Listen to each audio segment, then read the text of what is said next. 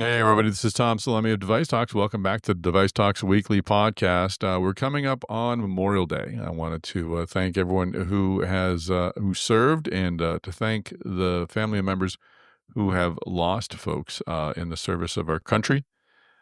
This is an important weekend, and we wanted to highlight opportunities for veterans who are leaving the service by talking with Steve Mapa. Steve's the executive director and president of MedTechVets. He's a vet himself, having served in the Army during the first Gulf War.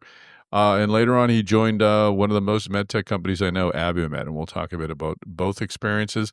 But right now, he's leading MedTechVets, which is an important organization that's creating an opportunity, creating a bridge for veterans who are leaving the service to find their way into the medtech industry. And Steve will talk about why that move makes sense, why there are parallels between medtech and the military, and how MedTechVets is helping. So it's great to finally speak with Steve and MedTechVets. I've certainly known about the organization, but haven't had them on, but definitely want to do some more with them going forward with our Device Talks meetings. Before that, of course, we'll have the Newmarker's Newsmakers. Chris and I spent Thursday and Friday in Minnesota on our MedTech Nerd Tour, highlighting Device Talks Minnesota, which is happening on June 11th. Registration for Device Talks Minnesota is strong, but we still have space for you. So make sure you go to minnesota.devicetalks.com to register. Go to that very same website to check out our agenda and our speaker list.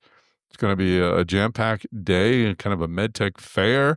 We'll be talking tech strategy. We'll be talking, hearing how companies are targeting things like cancer and sleep apnea, and we'll have a great conversation at the end of the day with Brooke Story of BD. So lots to hear about. We'll talk IVL. There's a lot. Go to the website. I'm like going through the agenda in my head. Just go to the website, minnesota.devicetalks.com.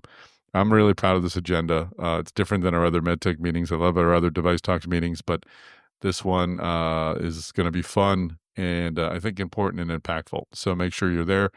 Go to minnesota.devicetalks.com to register and use the code DTWeekly25 to save 25% off the price of registration.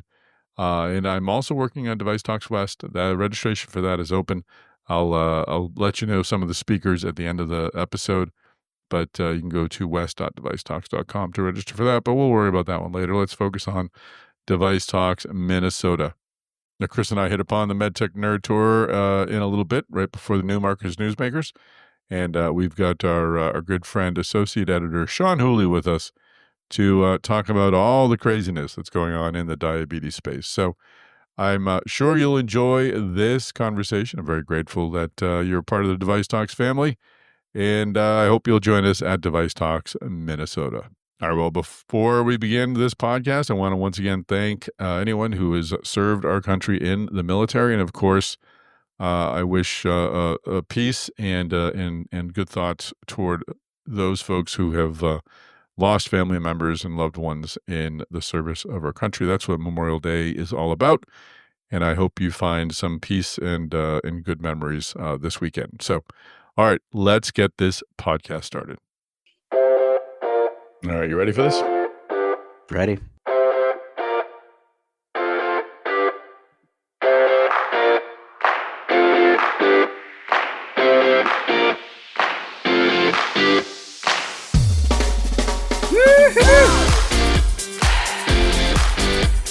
Chris Newmarker, how are you, sir?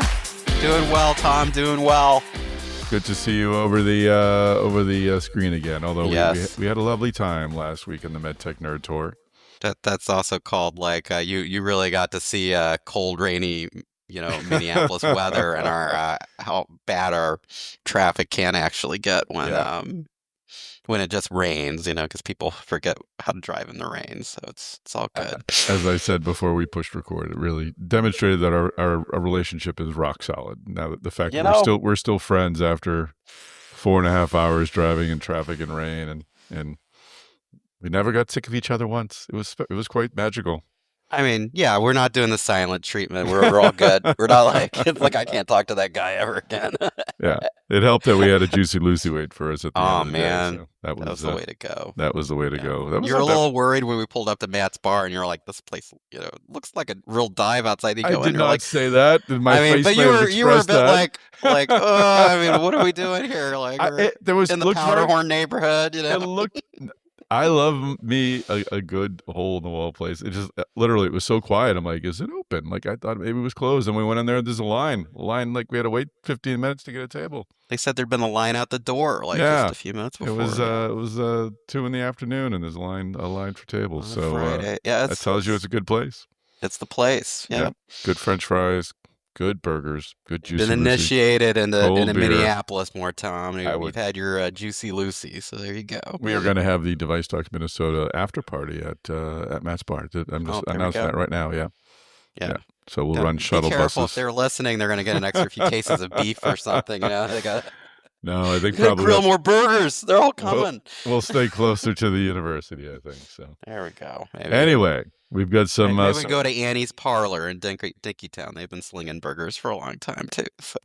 All right, Sean Whooley is with us, associate editor. Yes. And Chris keeps making up these words for neighborhoods like Dinky Town and things like that. I don't think they're real. It's real. I mean, come on. I mean, Boston has some names. I mean, no, we certainly have some names for sure. Yeah. gonna go over to the North End, have some Italian, all that Oh, I kind know, of but stuff, you're just driving around. You're like, "There's Dinky Town." I'm like, I think he's just making stuff up to impress me. Like, I don't think he knows what that place is called at all. And there's a Dinky Dome. Was that as we drove out? There's a Dinky Dome in Dinky Town. Yes. Yeah. Oh, it was a great trip, and it was good to be back. The winters are long and cold here, Tom. So I mean, we need to have some fun and have some good. There's a place we go up and pick strawberries at. It's in the town of Now Then. Now then. Huh? The farmers are having some fun up there. Like, just call the town Now Then. Yeah. The cold weather certainly fosters a good senses of humor, as Canada has produced a lot of funny people, and so has New Hampshire. So, and Minnesota obviously as well. All right, here we go. All right, we've got some news to got cover. that out of our system. But we will be back on June 11th at Device Yes. Talks Minnesota, and we'll be posting some of our videos taken during the MedTech Nerd Tour. Of course, we had a great time at the Medical Alley dinner. And great to see some old friends there and some new ones. So we'll post all of those on LinkedIn, and definitely looking forward though to being back in town in just a few weeks. Knock on wood, it's usually nice sunny weather. So absolutely. All right, Chris Newmarker. But before we get back to planning Device Talks Minnesota, we've got some news of the week to share in the Newmarker Newsmakers. A bit of a production note. We're actually recording this on Wednesday morning because I'm taking Friday off and Chris is taking Thursday off. So this is, and we didn't do a Newsmakers last week, so this works just fine. It's fantastic. There's been a lot of news, and actually, like this Wednesday morning, both me and Sean here were up early on Medtronic earnings, which we will be getting to in these newsmakers. But to start out at number 5, we've got AdvaMed. I really think it's an interesting strategy that they've started to engage in when it comes to trying to shield the medical device industry from all the tariffs going on, which is that they're really like reaching out a lot more and forging closer ties with top trading partners. I mean, just over a week ago, I had a story about a joint announcement between AdvaMed and the Association of British Health Tech Industries, in which they were calling for zero. For zero tariffs between the United States and Britain, as well as, and this was interesting as well, like a regulatory arrangement in which FDA approval or clearance could also count in Britain, or at least like really help out, with getting a regulatory approval in Britain. And just this week, I had another story then out about a similar type of joint announcement now between AdvaMed and Swiss MedTech, to do something between the United States and Switzerland. And I reached out to AdvaMed spokesperson, like, are we going to see more of these? And they pretty much said they are doing talks with all kinds of these types of associations and top trading partners around the world. And yes, we should be expecting more of these coming out.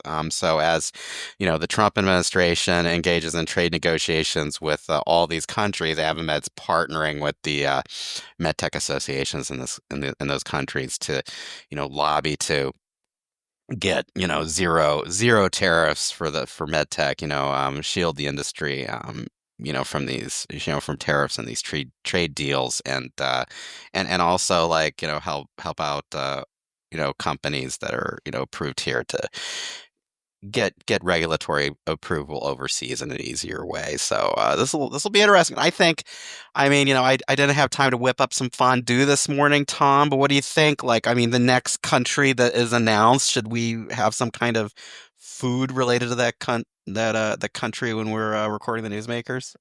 Would depend on the country, I suppose. But do Yeah. we know for sure that this is a response to the tariffs, or was this underway prior? I mean, this to me would seem like something that would take a while to forge, or maybe not. Maybe this is a direct response to the recent move by the Trump They administration. kind of said they're just, like, actively reaching out right now to all Yeah. these to all these trade associations. I mean, so That's great. yeah, I mean, so this is really I mean, at the same time they're lobbying in Washington. I mean, Scott Whitaker last week was testifying in front of the Senate Finance Committee. I covered that. Like also making the case that MedTech needed to be shielded from from these tariffs, and kind of making the case too that this wasn't just, like, shielding an industry that's important in the United States, but that this is about making sure that MedTech innovations are available for people who need them, and tariffs hinder delivery of those kinds of innovations. Absolutely. No, I think it's a great move by AdvaMed. I cheer them on. Anything to elevate the profile of the medical device industry, and I think our next country should be Ireland, and Sean Whooley should be our MedTech ambassador to Ireland. Perfect. Yeah, I think we need to set him up there. So we'll work on that. All right, He's Sean, does got that the sound name. I mean, appealing? it's Sean Patrick Whooley. I mean, it's perfect. We got Sounds good to me. He'll there you blend go. right in. All right, Chris Do Newmarker, you let's think we roll. could get away with having a pint of Guinness then, like, if it's Ireland? What do you I think we could certainly swing There we that. go. Yes, Well, there we go. All right. I think the budget Cool. will allow for a pint of Guinness. There you go. We'll certainly have some of those on the evening of June 11th. I There assure we you. go. What's number 4, Chris Newmarker? Hey, number 4 on the list, we've got, actually, this is from Sean here. I mean, Sean, why'd you take off on this? This was, like, big news out of Dexcom. Yeah, Dexcom promoted someone who's been there for a very long time to the role of president. It's Jake Leach. He's already the chief operating officer, has been for the last 3 years or so, and he was also named president to sort of expand his role and effectively, put him in charge of overseeing corporate development and strategy efforts at Dexcom. So he's been there for a very long time. He joined the company in 2004, leading the development of sensor electronics for the company's first CGM. And over the past couple of years as COO, he's overseen the launch of G7, the latest generation CGM, and Stello, which is the over-the-counter option. So definitely, someone with significant experience, someone who's well positioned to take Dexcom even further, it seems. Yeah, and generally when I see these types of announcements, it seems to be really part of succession planning. I mean, it's usually when you see somebody like this promoted in the president role, it's kind of like hinting, like when our CEO retires, that this person would be the the front runner to to succeed them and become CEO. I mean, am I thinking about that right? Yeah, no, we'll see that in number 2. I think that's probably Yeah. the most recent example of that. But Yeah. no, that was my question, and I was going to ask Sean. Do you think is there any talk of this being a succession plan, or any indication that Kevin Sayer is? No Has- indication yeah. on my end. That is not to say that that's. He hasn't told you. Kevin Yeah, hasn't called you and said, nobody's you know what, told Sean?" me, but that doesn't mean that tomorrow it can't happen. But no, I definitely think, as you mentioned, we're going to talk about a prime example of this in a bit. But yeah, definitely it seems, like it's at least positioning him to be a viable candidate in the very least. Absolutely. Oh, I mean, just to throw in, I mean, okay, so Kevin Sayer, he's been CEO since 20 15, and then his bio on Dexcom site says that he was president since 2011. So that was kind of the route that he had up to the CEO spot. Was so first he was president a few years, and then he moved up to the CEO spot. So All right. Well, let's see. We'll watch that story for sure. What's number 3, sorry. Chris Newmarker? Can I one more thing? Yep. So I should also note that I saw just yesterday that Sayer has been honored with the San Diego Business Journal's 2025 CEO of the Year Lifetime Achievement Award. So oh wow, certainly been in the role for a while. So Yeah. again, that it's all speculation, but it could lend itself to sort of there you go. when you get a Lifetime Achievement Award, that sort of signals that maybe the next phase could be on the way. Or maybe Kevin will get that award and at the banquet or whatever and say, "I'm not done yet." Yeah. Fantastic. All right. Well, let's roll on to number 3, Chris Newmarker. Hey, number 3 on the list. I just added this in because I thought this case was really interesting. Johnson Johnson this week getting hit with $147 million verdict in an antitrust case that was filed by a cardiac mapping catheter reprocessor. So I mean, the argument here was that J&J's Biosense, what we've called in the past the Biosense Webster business, had been tying servicing for its cardiac mapping system with the purchase of brand new catheters, and that this was hindering, basically like locking out reprocessors that were trying to offer repros catheters to health providers. So the Association of Medical Device Reprocessors were applauding the move. I haven't heard back yet from J&J about this. As far as I know, I need to do another inbox check, but I saw on some other sites that J&J was saying they're looking at appealing. But when I posted this on LinkedIn, like it really got a discussion going on LinkedIn. I mean, some people saying like good for the reprocessors, but other people saying like this decision didn't make any sense. Like, why would you expect or somebody had an analogy, like why would you expect a tire replacing outfit to service your to replace your tires? You brought in cut rate tires and into the shop, but yeah, it's definitely, I mean, this is like been a growing trend in our industry, and we have these single-use devices, and then there are people saying, but we want to reprocess them and sell them again to health providers. And it looks like the reprocessors had a legal victory this week. It's going to be interesting to see how the industry responds to that for sure. All right, let's roll on to number 2. Yep. Hey, number 2 on the list. This is also from Sean. This was the big news last week. I mean, Sean, why don't you tell everybody about it? Yeah, last week Intuitive announced sort of, probably the biggest, I suppose, personnel move we've seen in MedTech in quite a while, which was the pending departure of CEO Gary Guthart on July 1st, and President Dave Rosa will be promoted to the position of CEO. So similar to what we just discussed with Jake Leach being promoted to CEO, I think it was a couple years ago that Rosa was promoted to the president role, and sort of priming him to take over when Guthart decides to go. Or yeah, that's the way it's going now. Is Intuitive is making a big change. Yeah, I mean, my gosh, and Gotthart's been at Intuitive. I mean, he was part of the original engineering team, that worked on the company's original robots back in the mid '90s, and rose up to become, CEO, and since then has, I mean, just the growth that we've seen at Intuitive over that time period. I mean, my gosh, he I think took over in CEO about 2010. The market cap of Intuitive was 10 billion. I mean, it's grown 20-fold since then. I mean, they have just like locked in a dominance in the soft tissue surgical robotics, space in hospitals, especially in the United States. And I mean, I know Medtronic's talking about coming in to compete. J&J has something in the works, but I mean, all these other companies that are doing surgical robotics innovation are kind of doing it around Intuitive. Like it's you really don't see people like taking them on directly here because I mean they've really like advanced and forwarded the technology, even like launching the Da Vinci 5 last year, which just like kind of like even widened the moat even more for them. I mean, just all the innovations in that next gen system last year. Oh, it'll be. I mean, it seemed to be one of those worst kept secrets sort of thing that Gary Gutthart was retiring at some point. I know I had talked to Joe Mullings, aka Joe Stradamus, a few times, and he talked about it with such certainty that I thought I had missed some news about it. But with Dave Rosa being, as we talked about earlier, being appointed president, it was pretty clear that was the direction this was going. And I don't expect Intuitive to miss a beat with Dave Rosa. I mean, he's got an equally long story, an impressive story with Intuitive. Had the chance to talk to him a couple of times.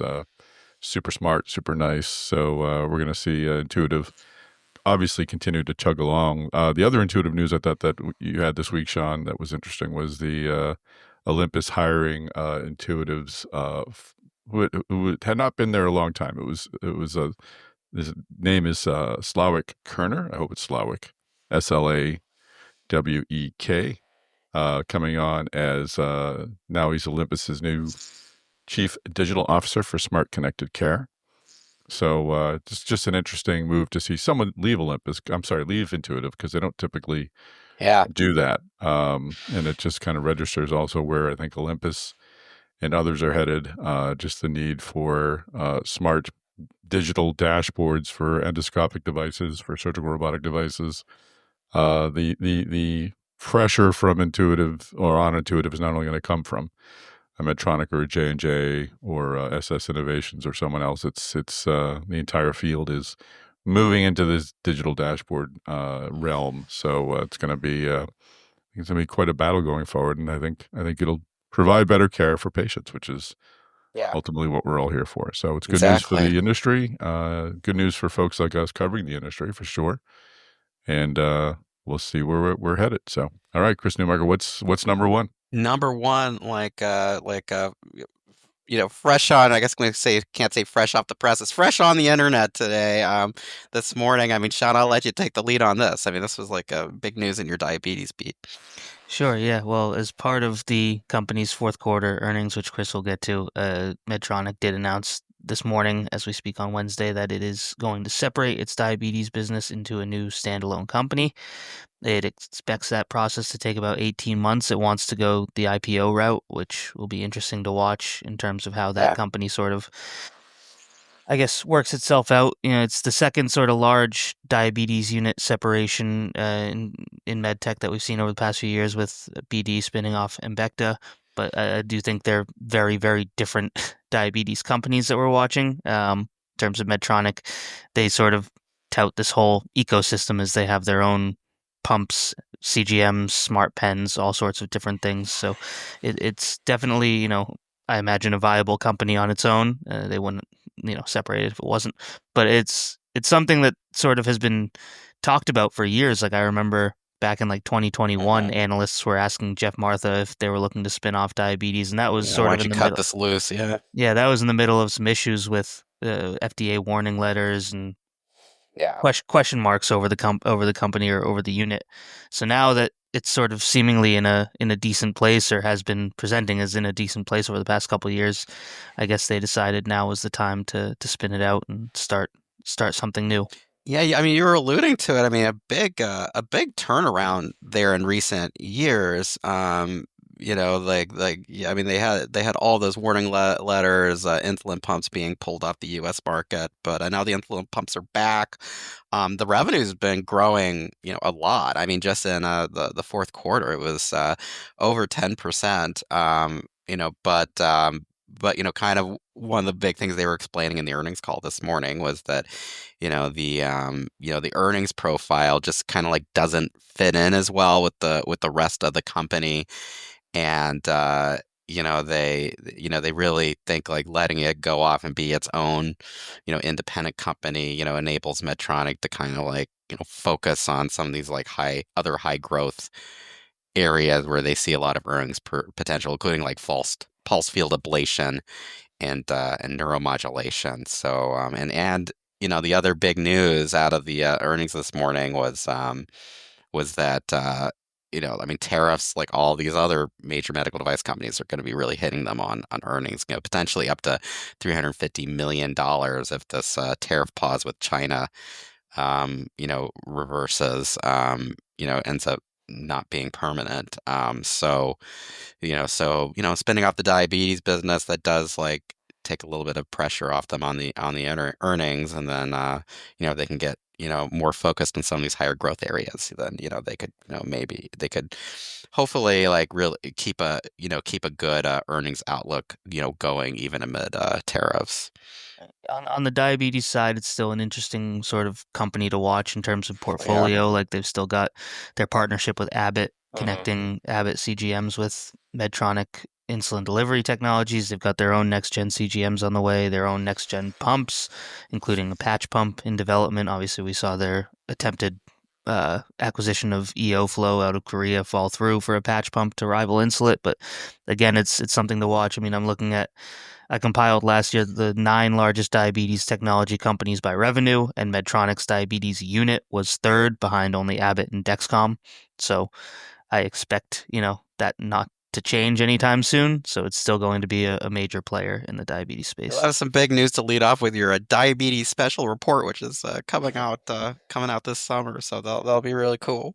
Is Abbott the only company remaining that is not pure diabetes, or are there others on that list that do diabetes and other devices as well? Other devices, Roche is on there. Roche is obviously pharma and all sorts of things, but their diabetes care unit is definitely siloed. Doing a big build out in what was Indiana, Roche's? Right. Yeah, no, I suppose that's a good point, Tom, because Embecta's on that list, and that used to be part of BD, but no longer. Ypsomed sold off its diabetes care unit recently. That was number 8 on the list. And then, you have Senseonics, Tandem, Insulet, Dexcom, which are all... I suppose Dexcom would consider itself more of a, health-focused company than just diabetes now that they're expanding into biowearables and things like that. But their bread and butter is still CGM. So, Exactly.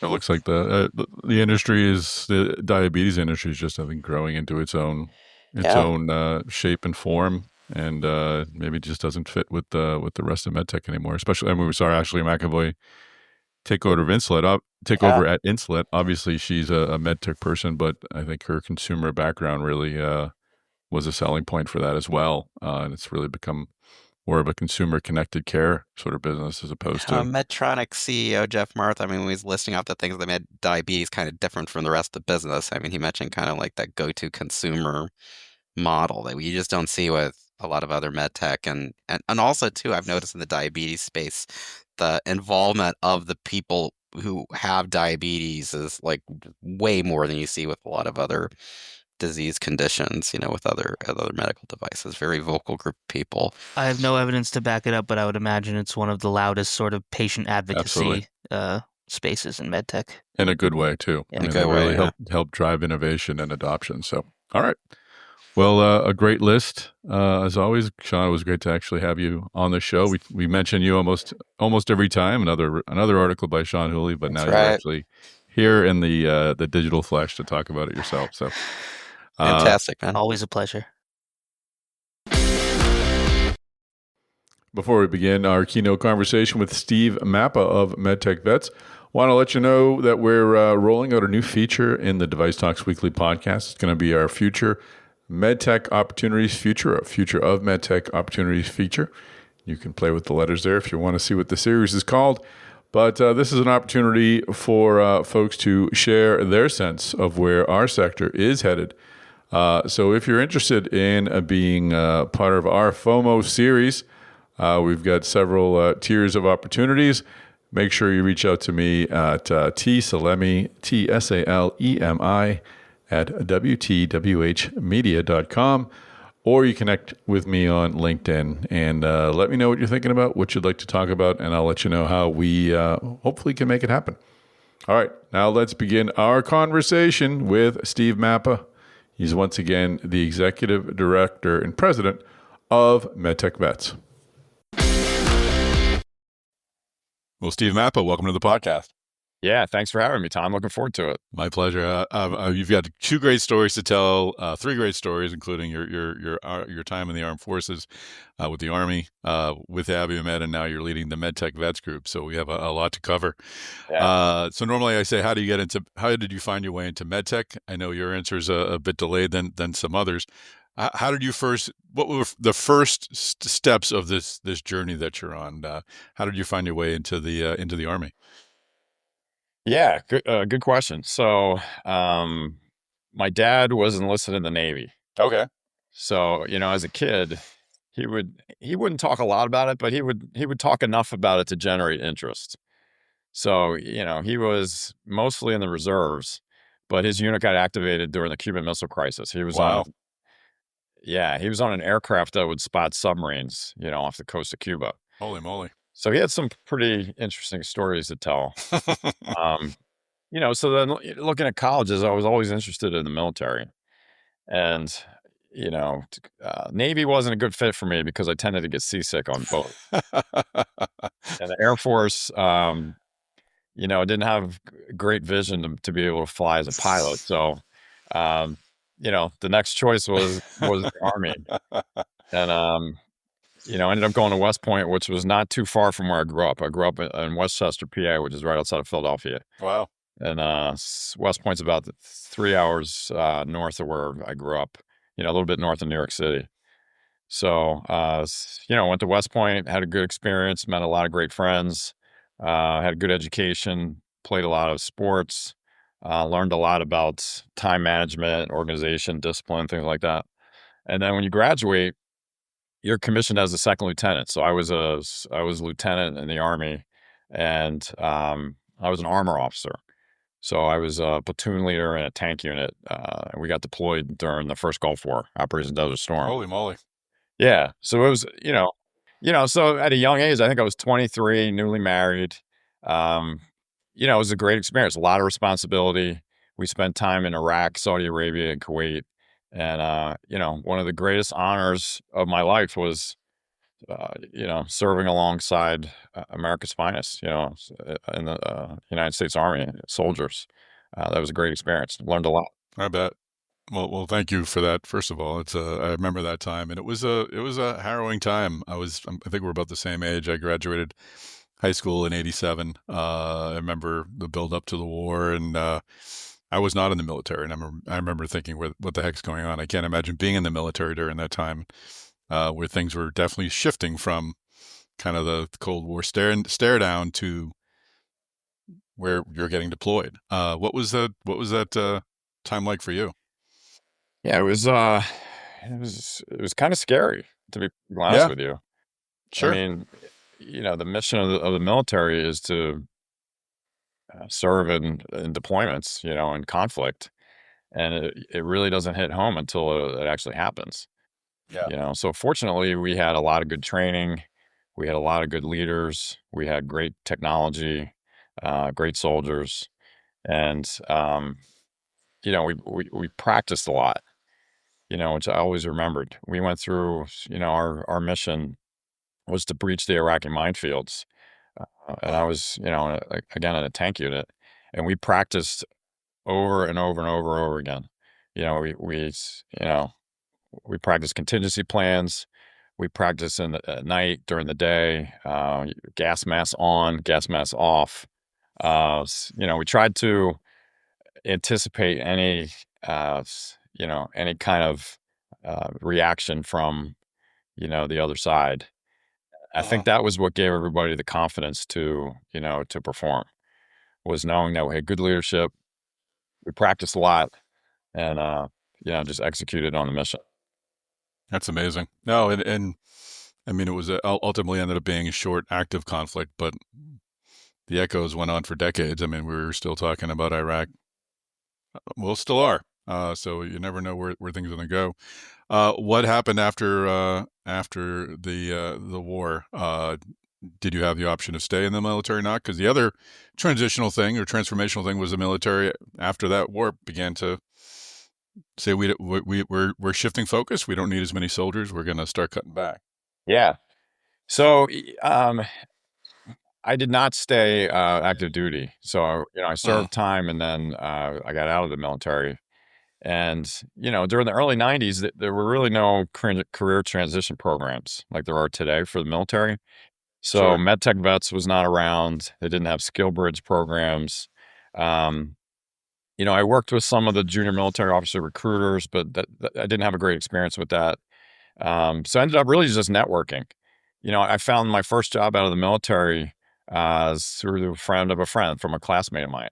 He had a friend that worked at a chemical company. What they did was they hired degreed engineers. So I have an engineering background, and they would teach us to be salespeople. Okay. And that's kind of what I was looking for. I was looking for something that, was, promotion and recognition, compensation was based on performance versus time and grade. So that was something I was really interested in. So I worked at this chemical company for 10 years. I was a sales rep in Minneapolis and a district manager in the Philadelphia area. So didn't even get into MedTech until 10 years after the military. So my time in transition was really extended over a 10-year period. And, eventually got into GE Healthcare in the early 2000s. What was the reason for the switch? Did you want out of one, or did you specifically want into MedTech? How did that come to be? Yeah, it's a good question. I would say, and we say this a lot with the MedTechVets group, the veterans, and this was my personal experience. Serving in the military, you have this sense of purpose. Serving the country, you have a sense of purpose, and serving alongside soldiers. Working at a chemical company, it was a good living and it was a good job, but the sense of purpose wasn't necessarily there. And I had some friends, a couple friends, one in particular, Mike Minogue, who you probably know. Sure. He's my classmate from West Point, Oh. and he was working at GE Healthcare at the time. And, we would talk about, different career opportunities. And, he encouraged me to kind of look into it just from a sense of purpose, technology standpoint. And, I was able to get a job at GE. I was a PET specialist. So we were selling positron emission tomography scanners to cancer centers in the Mid-Atlantic. So I would work with the sales and clinical team to do presentations on PET. And, it was a tough transition because I had to translate, an engineering degree with driving tanks, and working as a sales rep for a chemical company. And it didn't really line up with, selling PET scanners for GE. Right. So that was my challenge, was to convince the GE people to, take a chance on, somebody with my background that didn't necessarily have the medical experience. And it worked out. Some of the things, learning and growing up in the military, a lot of those skills transition really well into MedTech, serving patients, having a sense of purpose, really having an impact with technology and providers. Really not that different from the military, but how to convince people that I could do the job. Did you have a sense then, and I'd love to ask this question about today, that having that experience in the military is something you needed to overcome, or was it something that gave your resume a boost and got you to the top of the pile? I would say from my experience, it definitely helped. Having the Army experience, the leadership experience, I would hope so. The West Point engineering degree, all those things I would say helped. But the biggest objection, in changing industries was, and I heard it over and over again, was you don't have any medical experience, so therefore you cannot do this job. You can't be successful in this field. I heard that a lot. So, luckily I had some good coaches and good mentors, and, was persistent. And, even when there were people telling me that I couldn't do it, I had to believe in myself. And, I had some supporters, and luckily, people were willing to take a chance. And, I just put my head down and just try to, outwork others, and, everything worked out okay. That's great. So you found yourself, you went to GE Healthcare, then you found yourself you didn't find yourself there. You moved over to AdvaMed. It wasn't something that accidentally happened. Right. AdvaMed, I think, is probably one of the more medtechy of medtech stories. I think just kind of came out of nowhere with a completely different technology, had its own culture, its own story, and ultimately ended with a multi-billion-dollar acquisition. So how did you find your way to AdvaMed? And I'd love to unpack your experience there just for a couple of minutes as to what went on there. Yeah. I mean, again, it was opportunity, right? So again, I mentioned Mike Minogue's name. Mike was recruited to be the CEO at AdvaMed when the former CEO retired. So when he moved, he and I obviously kept in contact with each other, and the company needed a salesperson in Philadelphia, and I was living in Philadelphia. Perfect. So it was an opportunity, and it went from a big ship, from GE, established company and lots of resources, to essentially a startup. Yep. AdvaMed was a 25-year-old science project, as you probably remember. Yep. David Letterman was the founder. He was a PhD from Cornell who came up with this total artificial heart idea. And, Mike and team did a good job at, commercializing the science project, right? So I think all the things that, we learned at GE, he was able to surround himself with people, that had the mindset of doing what's best for patients, trying to grow the business, taking care of people, those types of things. Yeah, no, it was definitely. I worked at the Boston Business Journal and wrote about AdvaMed, and I lived one town over. I lived in Peabody, next to Danvers. So you're very much, there was the artificial. Dr. Letterman had created a early version of an artificial heart, and that was going to be the main project until ultimately AdvaMed shifted focused over to the Impella heart valve. Were you already? Did you join before or after that transition? Yeah, it was right before. Right before, okay. So I started with AdvaMed in January of 2005, January 21st, if I remember correctly. It was the STS in Orlando, Florida. Oh boy! And again, I didn't really know anything about cardiology or the space, but really had a lot of faith in the leadership, right? And again, lots of good coaching, lots of good mentors. I learned a lot from physicians, asked a lot of questions, did a lot of listening. At first it was, kind of like GE. At first it was all about those, the cool technology and leading teams and growing a company. But it quickly turned into, again, sense of purpose, right? And it sounds kind of hokey, but, I was a rep, and then I was a region director, and then I was a national sales director and a key accounts director, business development. So in all those roles, had a lot of opportunity to interface with some of the patients, right? So we got to see a heart attack patient who, came in the middle of the night on a helicopter and, really thought that they were not going to live, right? And, the physicians and the clinical team were able to use Impella, and save people's lives, right? So, ultimately the motto of the company was recovering hearts and saving lives. And it's exactly what it was, so we got to meet a lot of those patients. I got to talk to their families. I heard people say, I got to watch a grandchild be born. I celebrated a wedding anniversary. I got to walk my daughter down the aisle. Those were life-changing experiences, so routinely we would have patients come to Danvers, in the Boston area, to AdvaMed, and meet the engineering team, meet the people that designed and produced the Impella pump. And, it was pretty amazing. I actually have one. Do you? On my shelf right here. I was just unpacking in a box. And I have my Impella demo. Wow, look at you. Right here in my office. That's great. So, yeah. So I want to unpack the purpose thing, because we talk a lot about that in medtech, and I think it's a genuine feeling that most people, or I hope all people in the industry, have, that they are doing good while doing well. I came into this industry from journalism, where there's a degree of service involved because you're not getting a big salary, but you are serving your industry or serving your community. You, I think, chose a path of ultimate service and at the risk of sacrifice.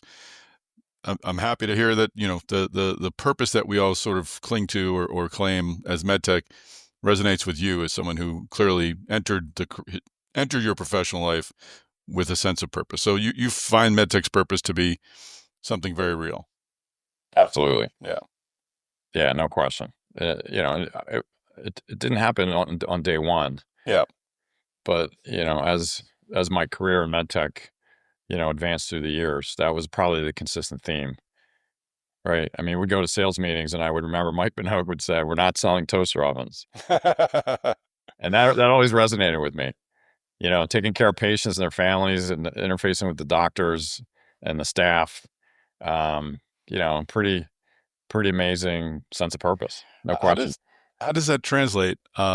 Is it giving an extra hour of time, making an extra phone call, like that purpose? What do you think that it gets you to do? Or maybe you're just spending the same amount of time, but you just have a different level of energy to it. What is that purpose? What did it give you? Yeah. I would say it really just gave you, satisfaction, fulfillment. Yeah. Fulfillment's probably a better word, right? Serving others and just making their lives better, gave you this certain sense of fulfillment, right? Absolutely. And even now with MedTechVets, the mission of MedTechVets is to help military veterans transition and find careers in the medical technology world, careers with purpose, right? And we do that through education, mentoring, and networking. But that's what really spoke to me, when I, made the decision to leave AdvaMed after almost 20 years. I was really impressed with the board at MedTechVets because, all of them are either veterans or business leaders, and they all have this passion for helping veterans, right? This sense of purpose, right? And, the other reason is the mission. The mission is to help these veterans find careers, and the key word is with purpose, because they're looking for that, serving the country with purpose, bringing patients and families and doctors with purpose. I think that's the key word. And I was personally in a lot of the veterans that we see today. I was in their shoes, 30 years ago when I got out of the Army, Right. and heard all the objections and all the reasons why you're not going to be successful. And I still hear it today. But it's fulfilling, just, helping people and serving the community and just, giving them the confidence to know that what they learned, as a military person translates directly into MedTech. That's interesting.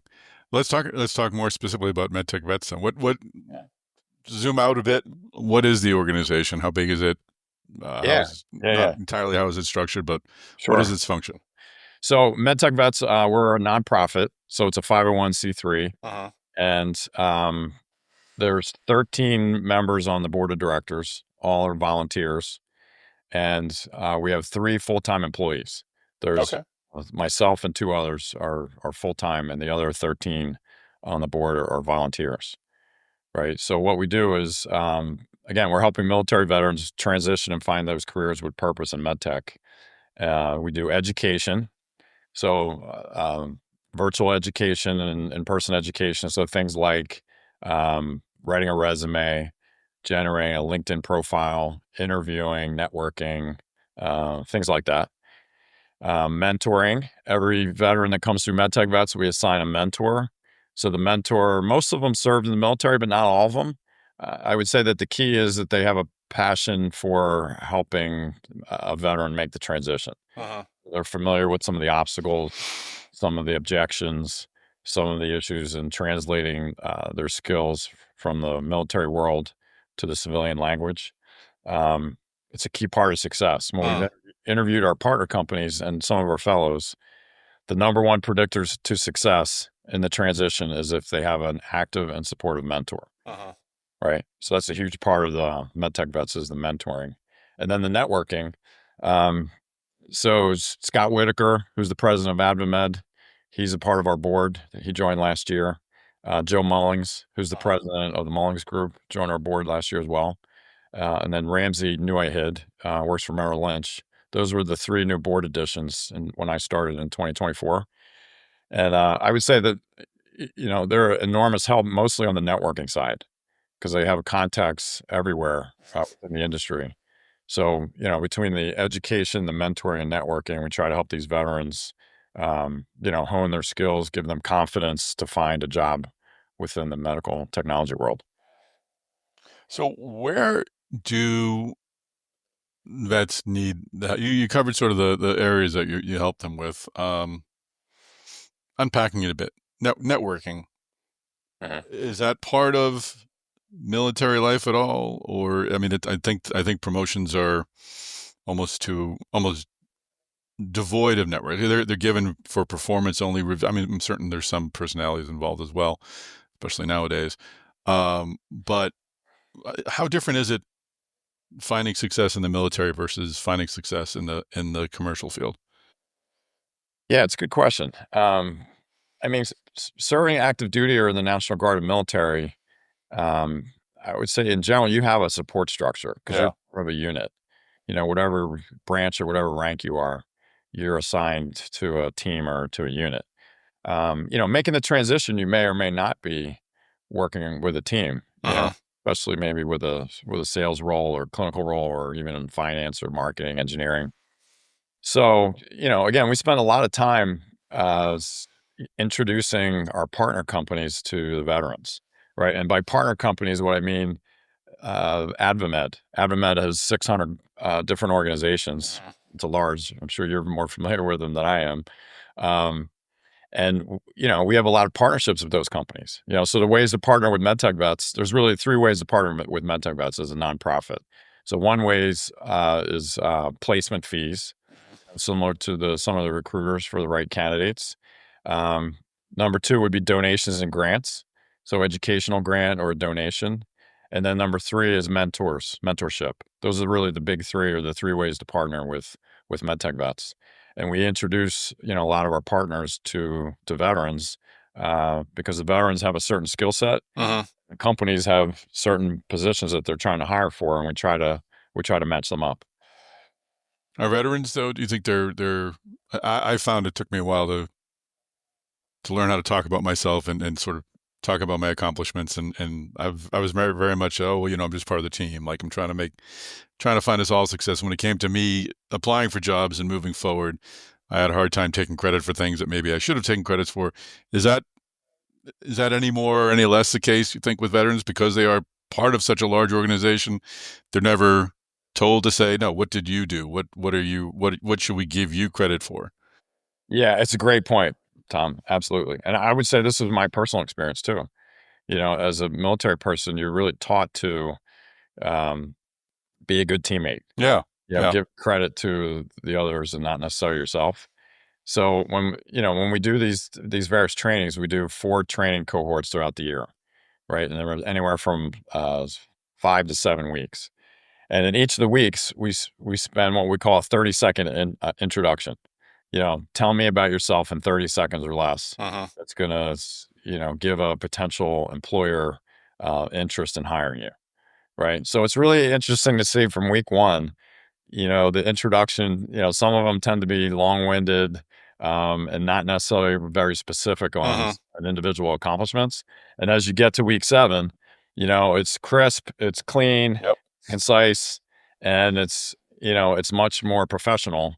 So when the veterans go into the interview and the interviewer says, tell me about yourself, they can say within 30 seconds, here's why I'm the best fit for your company. So yeah, it's a great point though. That's a great point too. And that,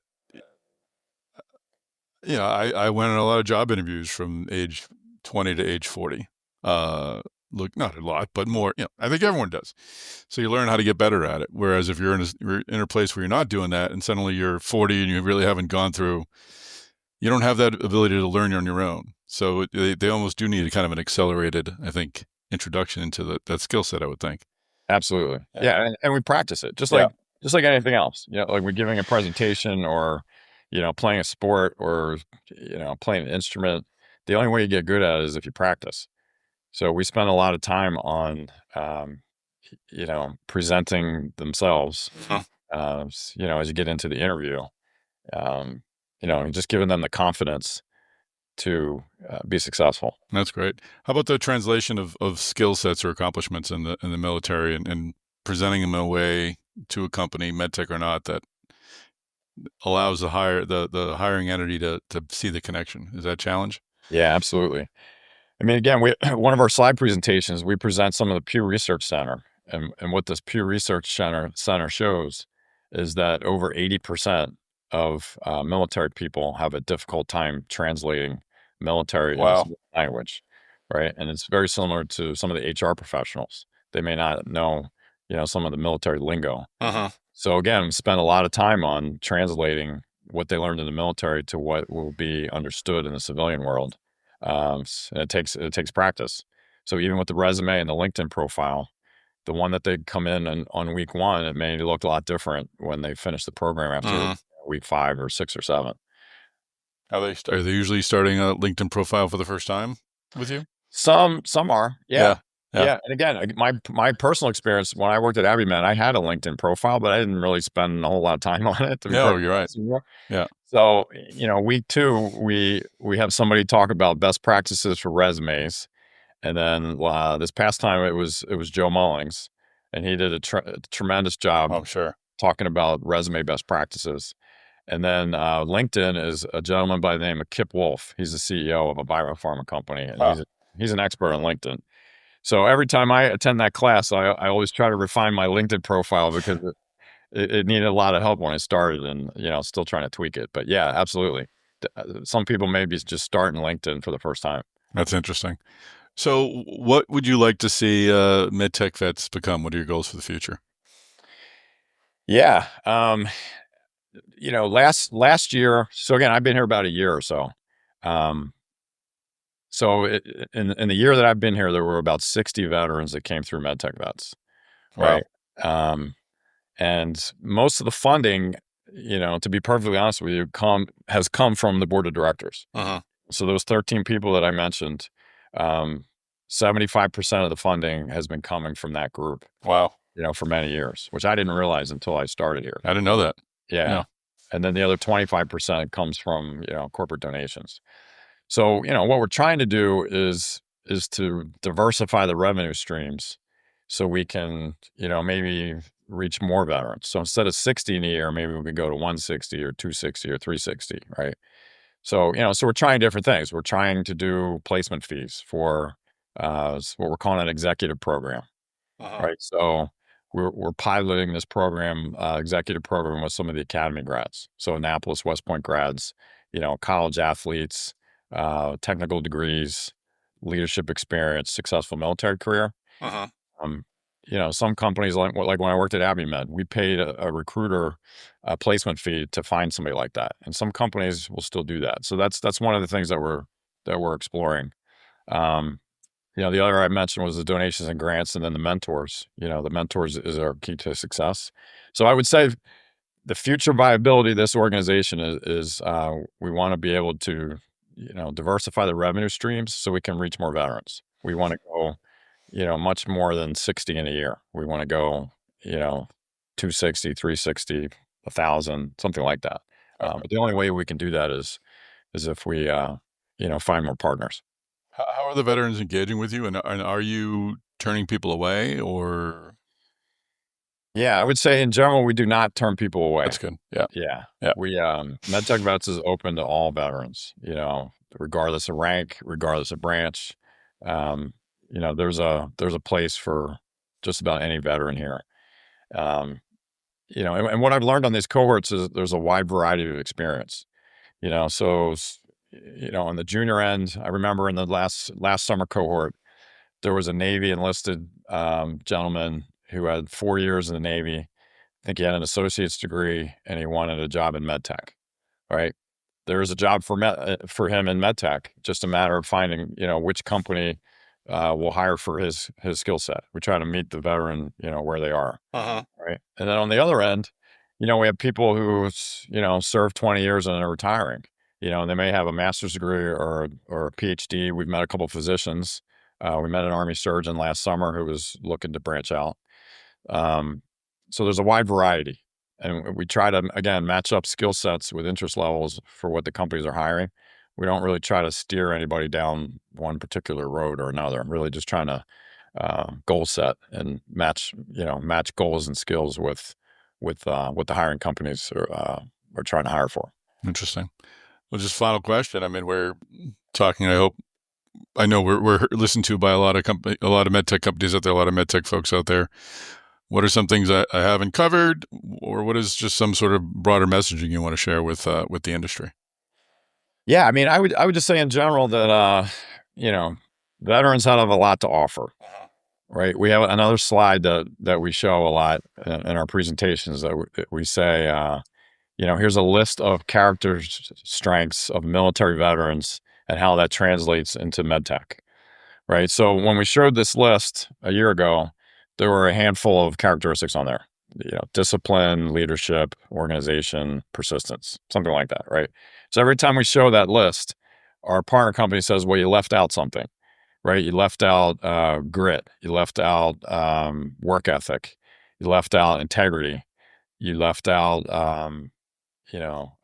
deferred gratification, right? Team player, things like that. So, again, having served in the military, I was exposed myself to a lot of different strengths from different backgrounds. And, all those strengths and character traits, I think translate really well into MedTech, right? So just because somebody doesn't have medical experience doesn't mean they can't be successful, working in the medical technology world. I think anybody who, that I worked with at AdvaMed had to start somewhere, right? Whether it was at school or an internship or a volunteer job, or somebody just gave them the opportunity, but they were able to, prove themselves. That would be my message, is that veterans have a lot to offer if given the opportunity. Fantastic. All right. Well, thank you for your service during a really difficult time in our country's history, for sure. And congratulations on your success at AdvaMed, and thanks for everything you're doing with MedTechVets. Hopefully we'll keep the conversation going and have you involved in some future Device Talks meetings. Yeah, awesome, Tom. Thanks for the opportunity. I enjoyed talking to you last week and again today, and hopefully we can keep in touch. Well, that is a wrap. Thanks so much for joining us on this episode of the Device Talks Weekly Podcast, brought to you by Device Talks Minnesota. Make sure you join us at the Device Talks Minnesota meeting on June 11th. Go to minnesota.devicetalks.com. Use the code DTWeekly25 to save 25% off the price of registration. It's going to be a great one-day event. Lots of networking, lots of tech talk, lots of strategy talk. Definitely the place you need to be on June 11th. So make sure you join us. I'm also beginning to fill out the agenda for Device Talks West. That's happening on October 15th and 16th at the Santa Clara Convention Center. Registration is open. Our keynote speakers include Aman Jetty from Intuitive, Anna Dwa from Moon Surgical. We have Tim Schmid from Johnson Johnson MedTech, Josh Mackauer, and Ray Cohen. So we've got a full day, or 2 days actually, on October 15th and 16th. So I hope you will join us there. Go to west.devicetalks.com to join us at Device Talks West. Well, please make sure you share this podcast episode on LinkedIn. And when you do, connect with me. I'm Tom Salemi at Device Talks. Also, make sure you connect with Kayleen Brown, our managing editor, and Chris Newmarker of the Newmarker's Newsmakers, and of course, associate editor Sean Whooley. Make sure you also follow Device Talks and MassDevice on LinkedIn.